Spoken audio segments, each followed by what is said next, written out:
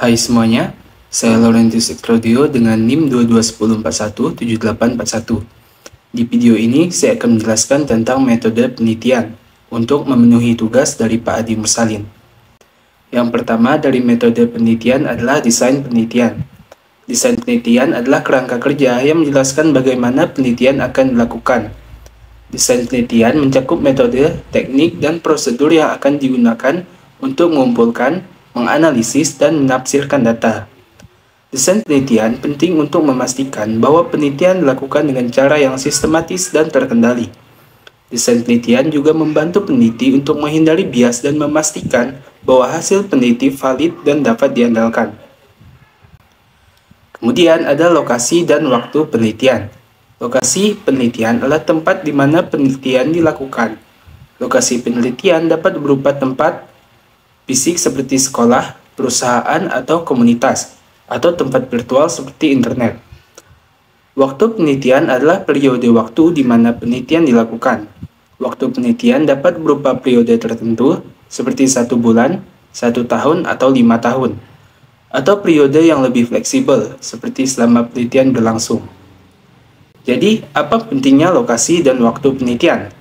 Lokasi dan waktu penelitian penting untuk memastikan bahwa penelitian dilakukan dengan cara yang efektif dan efisien. Lokasi penelitian yang tepat akan memudahkan peneliti untuk mengumpulkan data yang diperlukan.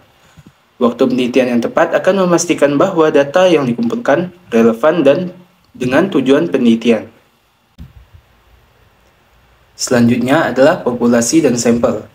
Populasi dan sampel adalah dua istilah yang penting dalam penelitian kuantitatif. Populasi adalah keseluruhan dari objek penelitian, sedangkan sampel adalah sebagian dari populasi tersebut. Populasi adalah keseluruhan dari objek penelitian yang akan diteliti. Populasi dapat berupa orang, benda, atau peristiwa. Sampel adalah sebagian dari populasi yang dipilih untuk mewakili populasi tersebut. Sampel harus dipilih secara representatif, sehingga hasil penelitian yang diperoleh dari sampel dapat digeneralisasi ke populasi. Selanjutnya adalah penentuan jumlah sampel dari populasi yang tidak diketahui. Jika jumlah populasi tidak diketahui, peneliti biasanya menggunakan ukuran sampel yang telah ditentukan berdasarkan pengalaman sebelumnya, studi berupa atau berdasarkan ketersediaan sumber daya. Namun untuk penelitian kuantitatif yang ingin menghasilkan temuan yang dapat digeneralisasi ke populasi yang lebih besar, peneliti sering merujuk pada aturan praktis atau tabel ukuran sampel. Salah satu ukuran praktis adalah menggunakan ukuran sampel minimal 30 untuk penelitian kuantitatif. Angka ini didasarkan pada hukum besar bilangan, Law of Large Numbers, dan teorema limit pusat, Central Limit Theorem, yang menyatakan bahwa distribusi sampel akan mendekati distribusi normal jika ukuran sampelnya cukup besar. Kemudian penentuan jumlah sampel menurut para ahli. Menurut Cochrane pada 1977, mengusulkan rumus untuk menghitung ukur sampel ideal untuk populasi tak terhingga seperti yang saya sebutkan sebelumnya. Menurut Craig dan Morgan pada 1970, mengembangkan tabel untuk menentukan ukuran sampel berdasarkan populasi. Misalnya, jika populasi adalah 500 orang, maka ukuran sampel yang disarankan adalah 217 orang. Menurut Roscoe, pada 1975, menyarankan bahwa dalam penelitian, pemasaran dan bisnis, ukuran sampel antara 30 dan 500 individu adalah yang tepat. Dengan ukuran sampel lebih dari 1000, jarang perlu dilakukan. Menurut Green pada 1991, untuk analisis statistik tertentu seperti regresi linear berganda, Green merekomendasikan aturan praktis N lebih besar 50 tambah 8M, di mana N adalah jumlah kasus dan M adalah jumlah prediktor independen. Menurut Israel pada 1992, menyatakan bahwa jika populasi kurang dari 100, maka sebaiknya diambil semua sebagai responden. Sedangkan jika populasinya lebih dari 100, maka dapat diambil antara 10% hingga 20% atau lebih.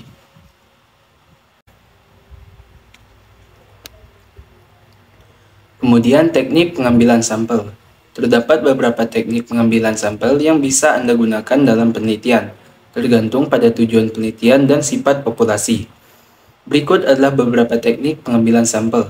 Yang pertama, simple random sampling. Kemudian stratified random sampling.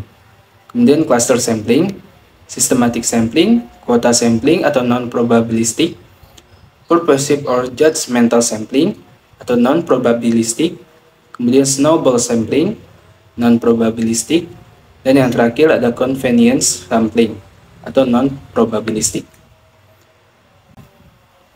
Kemudian accidental random sampling. Accidental sampling juga dikenal sebagai convenience sampling atau opportunistic sampling.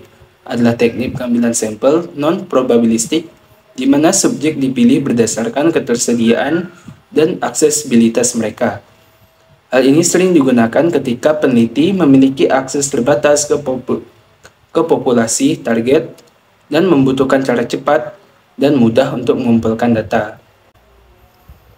Kemudian selanjutnya langkah-langkah pengambilan sampel. Berikut adalah langkah-langkah pengambilan sampel dengan metode random sampling untuk penelitian mengenai pengaruh lingkungan kerja dan motivasi kerja terhadap kinerja pegawai pada PT Kalangkabut Pontianak. Pemahaman populasi, kemudian membuat daftar populasi, penentuan ukuran, sampel, pengambilan sampel acak, konfirmasi kesiapan responden, pengumpulan data, dan analisis data. Selanjutnya, metode pengumpulan data.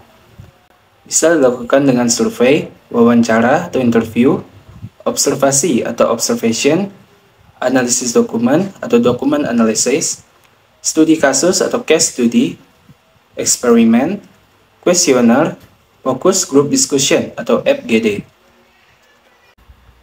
Kemudian sumber data yang terdiri dari sumber manusia atau human search, yang di dalamnya ada wawancara, survei, focus group discussion. Sumber dokumen, documentary search, dokumen tertulis, rekaman audio atau video, arsip atau basis data. Kemudian sumber observasi atau observational search, yaitu pengamatan langsung. Kemudian sumber sekunder atau secondary search, yaitu data yang ada. Selanjutnya sumber daring atau online search, sumber sensor dan teknologi cerdas, sensor and smart technologies, yang terdiri dari sensor fisik dan Internet of Things atau IoT. Selanjutnya ada sumber catatan dan kesehatan atau medical and health record, yang terdiri dari rekam medis dan data kesehatan masyarakat. Selanjutnya ada sumber visual atau visual search, yang di dalamnya ada gambar dan video. Kemudian sumber percakapan dan interaksi atau conversational search, yaitu chat logs dan rekaman percakapan. Berikutnya ada uji validitas dan reliabilitas. Uji validitas dan reliabilitas adalah dua konsep penting dalam penelitian untuk memastikan bahwa instrumen pengukuran atau alat yang digunakan adalah akurat dan konsisten. Validitas mengacu pada sejauh mana instrumen pengukuran mengukur apa yang seharusnya diukur. Dalam kata lain, validitas mengukur sejauh mana alat tersebut benar-benar mengukur konsep atau variabel yang dituju. Reliabilitas mengacu pada sejauh mana instrumen pengukuran menghasilkan hasil yang konsisten dan stabil ketika diukur ulang dalam situasi yang sama atau mirip. Dalam kata lain, reliabilitas menunjukkan tingkat ketepatan dan keandalan instrumen. Kemudian ada variabel penelitian. Variabel penelitian adalah suatu atribut atau sifat atau nilai dari orang, objek, organisasi atau kegiatan yang mempunyai variasi tertentu yang ditetapkan oleh peneliti untuk dipelajari dan kemudian ditarik kesimpulannya. Selanjutnya ada definisi operasional variabel. Definisi operasional variabel adalah penjelasan tentang variabel penelitian yang diukur secara spesifik dan dapat diamati. Definisi operasional variabel penting untuk memastikan bahwa peneliti dan pembaca penelitian memiliki pemahaman yang sama tentang variabel yang diukur. Selanjutnya ada teknik analisis data. Dalam penelitian yang bertujuan untuk mengetahui pengaruh lingkungan kerja dan motivasi kerja terhadap kinerja pegawai, teknik analisis data yang umum digunakan adalah regresi linear berganda. Langkah-langkahnya adalah pengkodean data, pemeriksaan asumsi, analisis regresi linear berganda, interpretasi hasil, dan laporan hasil. Berikutnya ada rumus regresi linear berganda dan asumsi klasik. Regresi linear berganda adalah teknik statistik yang digunakan untuk memprediksi variabel dependen berdasarkan dua atau lebih variabel independen. Kemudian asumsi klasik dalam regresi linear meliputi linearitas, independensi, homoskedastisitas, normalitas, dan tidak ada multikolinearitas.